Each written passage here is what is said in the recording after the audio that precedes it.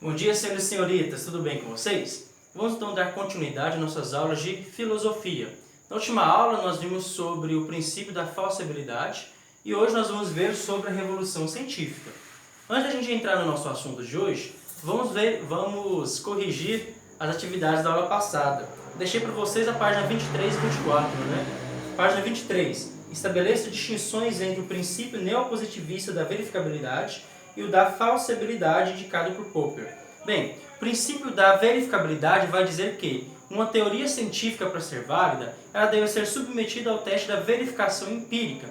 Então ela deve ser experienciada pelos nossos sentidos a fim de comprovarmos a sua validade. Já a teoria da falsibilidade vai dizer que toda teoria científica, ela não é infalível. Sempre era possível de ser falsa, de ser corrigida, de ser melhorada. Porque mesmo verificando empiricamente, eu não posso verificar todos os elementos daquela teoria. Isso seria praticamente impossível. Então eu não posso dá-la como certeza absoluta. Nenhuma teoria é uma certeza absoluta. Ela deve estar aberta a ser corrigida, a ser questionada e a ser mudada, tá bom? Mas eu vou mandar depois a resposta também escrita dessa questão para vocês. Página 24, né? Ler aquele texto do Alice nos Países Maravilhas e responder 3 questões. O método utilizado pelo gato para chegar à proposição "somos todos loucos aqui" é indutivo ou dedutivo, né? O método utilizado por ele é a indução, porque ele verifica caso por caso, né, e chega a uma lei geral. Indução você verifica caso por caso e chega a uma lei geral. Verificou todos os casos particulares, chegou à lei geral que todos ali são loucos, né?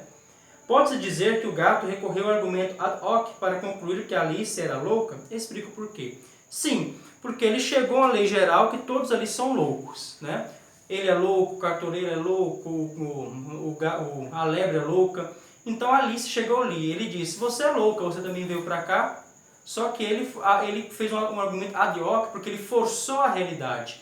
Ele deveria, seguindo a verificabilidade, verificar empiricamente se a Alice é louca. Você é louca mesmo? Qual indício de loucura você apresenta?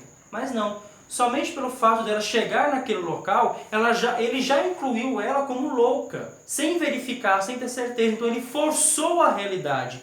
Isso é o argumento ad hoc. Incluir na sua teoria, forçar a realidade para que sua teoria fique correta. Porque se Alice não fosse louca, então aquela primeira preposição dele, que todos ali são loucos, deixaria de ser válida, porque a Alice está lá e ela não é louca. Mas para que a proposição dele continue verdadeira, ele forçou a realidade e afirmou que a Alice é louca sem verificar se de fato ela é louca. Então ele forçou a realidade aí. Ele forçou a amizade, digamos assim. 3.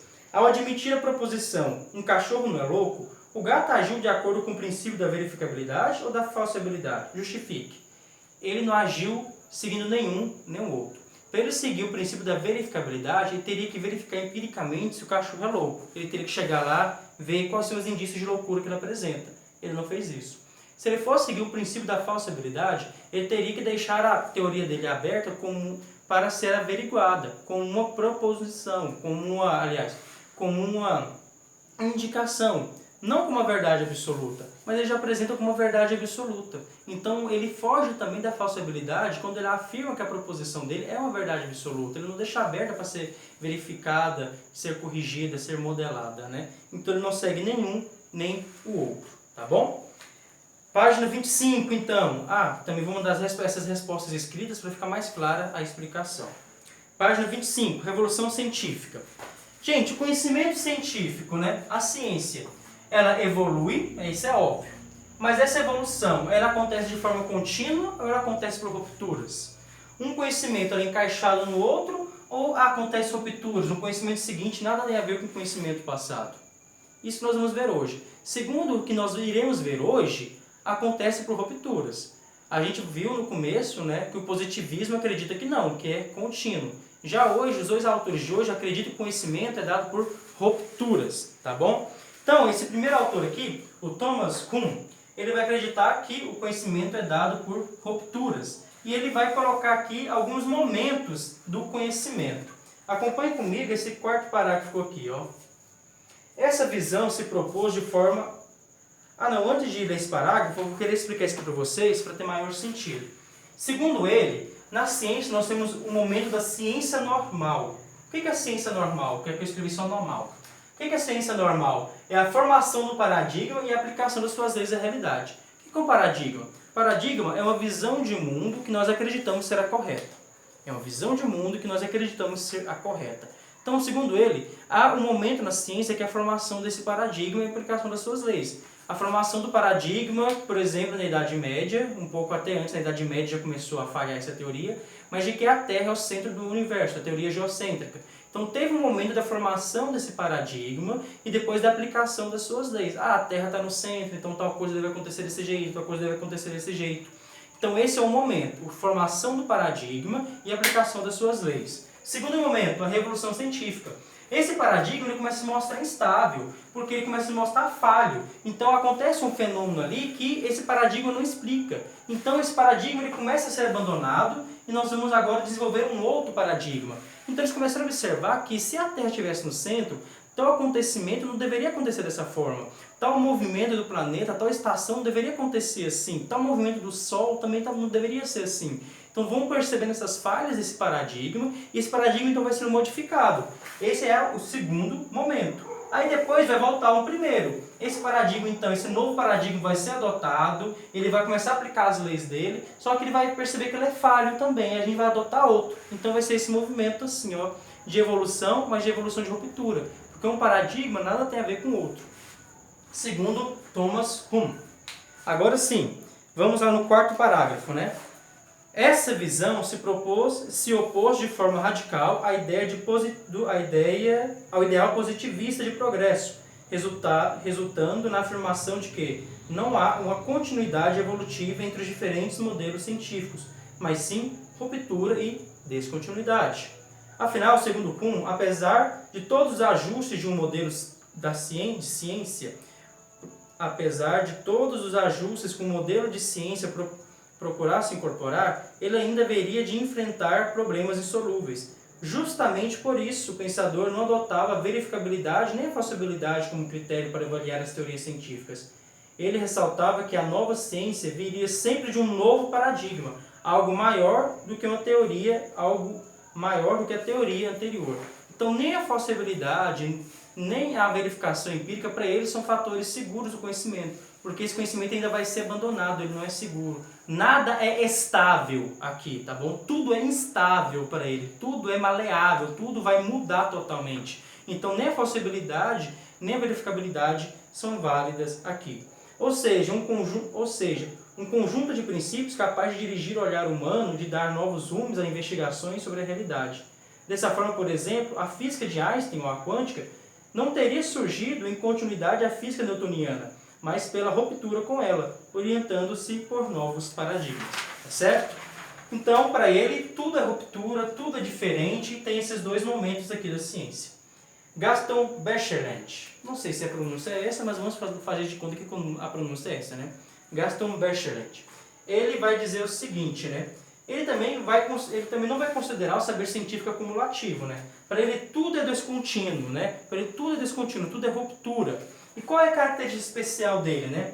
O saber é descontínuo, nasce do embate entre o empirismo e o racionalismo, entre as experiências dos sentidos e entre os raciocínios elaborados pela nossa mente. Quando as duas coisas não batem, essa briga, né? Por essa ruptura, por essa briga, então nasce esse novo paradigma, nasce essa nova ciência. Não há ponto fixo, tudo é incerto para ele. Segundo parágrafo, para ele, em vez de julgar ou estabelecer princípios fixos para a ciência, a epistemologia ou filosofia da ciência deveria procurar identificar os possíveis obstáculos para a descoberta. Ela deveria se constituir como a filosofia do não, ou seja, recusar a ideia de que as ciências adotam como fundamento único. Então, para ele, tudo é descontínuo, tudo é ruptura. Cada conhecimento é totalmente diferente do outro. Não há, então, um ponto fixo, porque tudo é incerto. E para ele, então, o que a epistemologia deve fazer? O que a filosofia da ciência deve fazer? Deve avaliar aquele ponto negativo daquela teoria. Nós temos, então, a teoria X. Essa teoria, para ele, ela tem um valor, é claro, mas ela vai tender a ser mudada. Ela não é fixa, porque tudo muda. Então, a filosofia deve se preocupar em analisar as partes negativas desse paradigma, desse modo científico, para então trazer a evolução. Então, não deve preocupar com aquelas coisas que estão dando certo naquele método, mas as coisas que estão dando erradas naquele método. Então, nós temos o método X. Ele é muito bom, mas ele apresenta algumas falhas lá, algum ponto que não dá certo. Talvez a aplicação da vacina em seres humanos não seja uma coisa muito boa. Então a filosofia vai tentar encontrar uma solução para a aplicação da vacina em outro organismo que resulte os mesmos efeitos no ser humano. Entenderam? Então a filosofia vai preocupar com os pontos negativos, com aquilo que dá errado. Então por isso para ele é a filosofia do não, daquilo que não está dando certo. Por quê? Esse método ele vai passar, ele vai mudar, ele vai ser substituído por outro. Então essa substituição ela vai vir do melhoramento desses pontos negativos. Então a filosofia vai se adequar, vai se preocupar com esses pontos negativos, porque a partir daí que vai vir a evolução, vai vir a ruptura com esse método e a criação de um novo método. Então por isso que a característica dele é a filosofia do não, preocupar-se com os pontos negativos, porque são desses pontos negativos que vai vir a evolução. Beleza, gente? Então por isso não há ponto fixo. Tudo é incerto, tudo na ciência é incerto. Hoje nós sabemos que a vacina funciona. Daqui a 30 anos a gente vai descobrir outro método mais eficaz que a vacina. Hoje nós sabemos da propulsão de um foguete dessa forma. Daqui a 30 anos vai ser outra proporção, vai ser outra propulsão do foguete, né? Então tudo muda radicalmente, tá bom? Para casa vocês vão fazer a página 27, esse quadro aqui, que é como se fosse um apanhado em forma de resumo, né, do que a gente viu até hoje. Página 27, só esse quadro aqui, tá? Essa questão aqui do texto não, só o quadro. Então, que vocês fiquem bem, usem máscara, né? Fiquem tranquilos e até semana que vem.